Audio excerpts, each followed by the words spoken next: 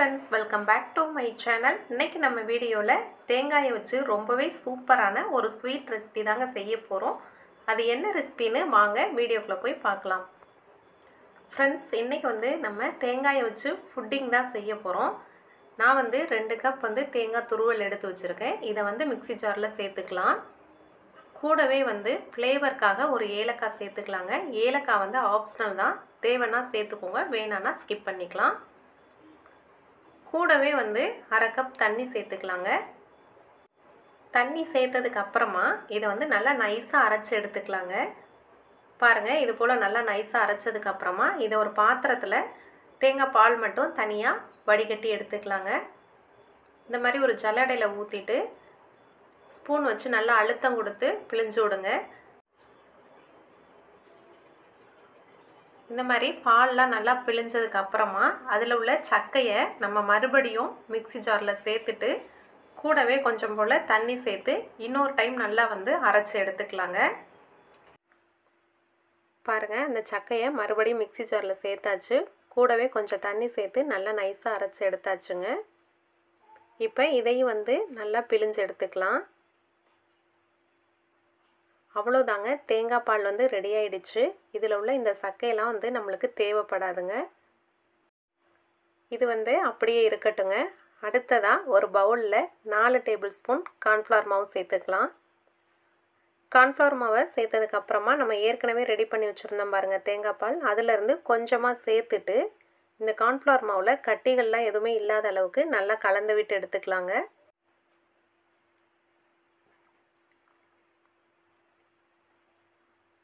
பாருங்கள், கட்டிகள்லாம் எதுவுமே இல்லாத அளவுக்கு நல்லா கலந்து விட்டாச்சுங்க. இது இப்படியே இருக்கட்டும்.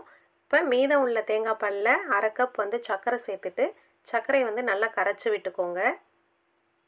சர்க்கரை நல்லா கரைஞ்சதுக்கப்புறமா இதை வந்து ஒரு நான்ஸ்டிக் பேனில் வந்து மாற்றிக்கலாம்.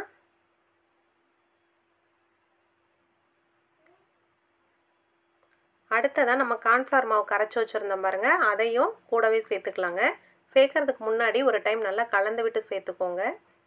பாருங்கள், கட்டிகள்லாம் எதுவுமே இல்லாத அளவுக்கு இந்த அளவுக்கு கலந்ததுக்கப்புறம் நம்ம சேர்த்துக்கலாங்க. இப்போ வந்து ஸ்டவ் ஆன் பண்ணிக்கலாம். ஸ்டவ் ஆன் பண்ணிவிட்டு நம்ம இந்த நான்ஸ்டிக் பேனை வந்து ஸ்டவ்வில் வச்சிடலாங்க. ஸ்டவ்வை வந்து லோ ஃப்ளேம்லேயே வச்சு நல்லா கலந்து விட்டுக்கோங்க. இப்போ பாருங்கள், கொஞ்சம் கொஞ்சமாக நல்லா கெட்டியாகிட்டுருக்கு. இந்த மாதிரி திக்காக வர டைமில் ஸ்டவ்வை வந்து லோ ஃப்ளேம்லேருந்து கொஞ்சம் ஹை ஃப்ளேமுக்கு மாற்றி வச்சுக்கோங்க. இப்போ பாருங்கள், நல்லாவே கெட்டியாகிடுச்சு. இன்னும் கொஞ்சம் நேரம் அப்படியே இருக்கட்டுங்க. இன்னும் கொஞ்சம் நல்லா வந்து திக்காக வரணும். அது வரைக்கும் நம்ம நல்லா கலந்து விட்டுக்கலாங்க.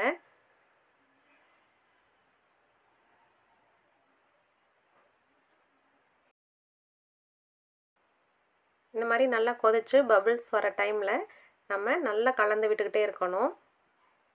அவ்வளோதாங்க, ரெடி ஆகிடுச்சு. இப்போ வந்து ஸ்டவ் ஆஃப் பண்ணிக்கலாம். அடுத்ததாக ஒரு பாத்திரத்தில் வந்து நெய் அப்ளை பண்ணி வச்சுருக்கேங்க. அதில் வந்து சேர்த்துக்கலாம். இது வந்து நல்லா ஆறணும். ஆறுனதுக்கப்புறமா ஃப்ரிட்ஜில் வந்து 2 மணி நேரம் வச்சு எடுத்துக்கலாங்க. ஊற்றுனதுக்கப்புறம் நல்லா வந்து டேப் பண்ணி விட்டுக்கோங்க. இது இப்படியே ஆறட்டும். 2 மணி நேரத்துக்கு அப்புறமா ஃப்ரிட்ஜில் இருந்து எடுத்தாச்சுங்க. இந்த ஓரங்களை கட் பண்ணி விட்டுட்டு நம்ம வேற ஒரு பிளேட்டில் மாற்றிக்கலாம். பாருங்கள், எந்த அளவுக்கு வந்து நல்லா சாஃப்டாக இருக்குன்னு. லைட்டாக வந்து டெக்கரேட் பண்ணிக்கலாம். அவ்வளோதாங்க, ரொம்பவே சூப்பராக தேங்காயில் புட்டிங் ரெடி ஆகிடுச்சு. இதை வந்து நம்ம கட் பண்ணிக்கலாங்க. இப்போ வந்து பார்த்திங்கன்னா வெயில் வந்து ரொம்பவே அதிகமாக இருக்குங்க. இந்த டைமில் இந்த மாதிரி புட்டிங்கெல்லாம் நம்ம ஃப்ரிட்ஜில் வச்சு எடுத்து சாப்பிட்டோம் அப்படின்னா ஜில்லுன்னு ரொம்பவே சூப்பராக இருக்கும். உங்களுக்கு ஜில்லுன்னு வேணாம் அப்படின்னு நினச்சிங்கன்னா மோல்டுலேருந்து ஆறுனோனையுமே நீங்கள் எடுத்து கட் பண்ணி சர்வ் பண்ணிக்கோங்க. அவ்வளோதான் ஃப்ரெண்ட்ஸ், ரொம்பவே சூப்பராக தேங்காய் புட்டிங் வந்து ரொம்ப ஈஸியாகவும் அண்ட் டேஸ்ட்டாகவும் வந்து செஞ்சாச்சு. கண்டிப்பாக நீங்களும் இந்த ரெசிபியை ட்ரை பண்ணி பாருங்கள். ட்ரை பண்ணி பார்த்துட்டு எப்படி இருந்துச்சுன்னு உங்கள் ஃபீட்பேக்கை மறக்காமல் கமெண்ட் செக்ஷனில் கமெண்ட் பண்ணுங்கள். இந்த வீடியோ பிடிச்சிருந்தால் லைக் பண்ணுங்கள். உங்கள் ஃப்ரெண்ட்ஸ் கூட ஷேர் பண்ணுங்கள். தேங்க்யூ.